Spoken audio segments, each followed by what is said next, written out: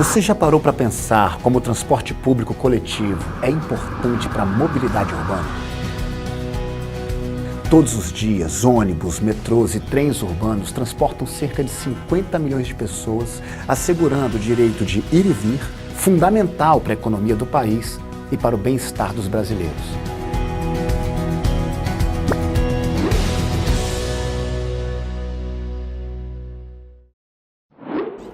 O transporte público por ônibus é o principal meio de deslocamento utilizado pela população, respondendo por 86% de toda a demanda por transporte coletivo.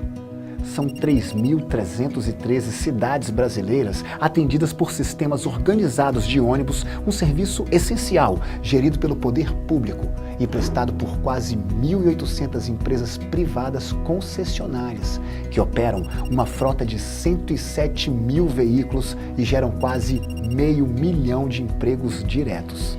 Apesar de sua importância, o transporte público por ônibus enfrenta há vários anos uma profunda crise, resultado de uma dura realidade. Ao contrário de outros países, o Brasil privilegia o transporte individual ao invés do coletivo. Vejamos, o diesel, insumo que responde sozinho por cerca de 1/4 do custo do transporte por ônibus, subiu 250% acima da inflação nos últimos 19 anos. No transporte individual, movido a gasolina, o reajuste do combustível foi apenas de 56,4% acima da inflação. Benefícios tarifários concedidos a idosos e estudantes oneram em 17% o custo da operação dos ônibus. 1 em cada 5 passageiros tem direito a esse benefício, que é normalmente coberto por quem paga a passagem. Nos táxis e nos transportes sob demanda por aplicativos, não existem gratuidades. Nas últimas décadas, o transporte público passou a enfrentar o desafio crescente dos congestionamentos. As políticas de incentivo à aquisição de carros e motos multiplicaram o número de veículos nas ruas e criaram um nó na mobilidade. Onde antes havia um ônibus levando 48 pessoas, passou a haver 40 carros levando o mesmo número de pessoas em média. 40 carros que ocupam um espaço 17 vezes maior que o ônibus. Mas as ruas são as mesmas. Com o trânsito quase parado, a velocidade média dos ônibus caiu de 25 km por hora para 15 km por hora em 15 anos. Somente com faixas exclusivas, corredores para ônibus e sistemas BRT, o transporte coletivo consegue fugir do congestionamento. Mas essas obras de prioridade ainda são exceção e existem em pouquíssimas cidades brasileiras. A queda de regularidade e qualidade do serviço tem levado os passageiros a trocar o ônibus por outras alternativas. Nos últimos 24 anos, o número de pessoas transportadas caiu pela metade. O custo também impacta nessa conta. Diferentemente de outros países, no Brasil, o transporte público quase não conta com subsídios do poder público. Com raras exceções, todos os custos são cobertos pela tarifa que recai sobre os passageiros pagantes. Com custos crescentes e menos passageiros para dividir a conta, o preço da tarifa sobe. Assim, mais passageiros abandonam o transporte público. Parte desse público passou a andar a pé e outra migrou para o transporte individual. São mais carros nas ruas, mais motos, mais congestionamentos e acidentes. O sonho do carro vira pesadelo e o que parecia ser solução torna-se um problema ainda maior. As redes de transporte coletivo urbano são um serviço público essencial que deve ser prestado de forma universal para atender grande parte do território urbano e sua população, que deve ser oferecido a preços módicos, acessíveis a todas as classes sociais e que deve ser ofertado de forma contínua, mesmo nos horários de baixa demanda.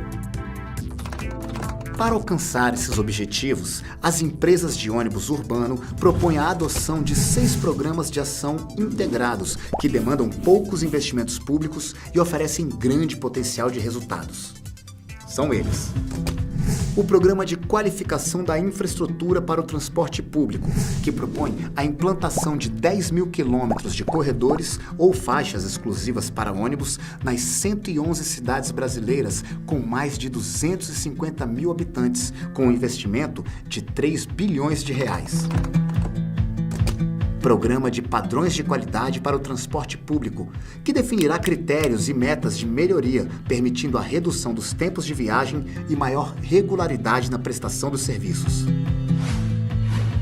Programa Transporte Público como instrumento de desenvolvimento social, que pretende recuperar parte dos usuários excluídos do serviço por meio de uma nova política tarifária e aproveitar o tempo de viagem para atividades educativas e de cidadania. Programa de Transparência para o Transporte Público, que vai divulgar para toda a população as informações sobre oferta, demanda, receitas e custos do transporte coletivo. Programa de Custeio do Transporte Público, que propõe a cobertura de até 50% dos custos do serviço com uma cesta de receitas extratarifárias e desonerações para reduzir a tarifa e permitir o retorno de pelo menos 20% dos passageiros que deixaram de usar ônibus nos últimos anos. E Programa de Segurança Jurídica dos Contratos, para que as concessões dos serviços de transporte público sejam feitas com editais e contratos claros e bem detalhados, debatidos com a participação da sociedade e que tenham mecanismos que garantam o equilíbrio econômico, financeiro da rede de transportes e boa prestação do serviço. Se esses programas forem adotados, será possível oferecer um transporte público de qualidade, com transparência e preços acessíveis aos passageiros, uma demanda justa da sociedade brasileira. Lembre-se, não existe solução definitiva para a mobilidade que não seja pública e coletiva. Por isso, precisamos defender o nosso transporte público. Ele é um direito seu, meu, de toda a sociedade.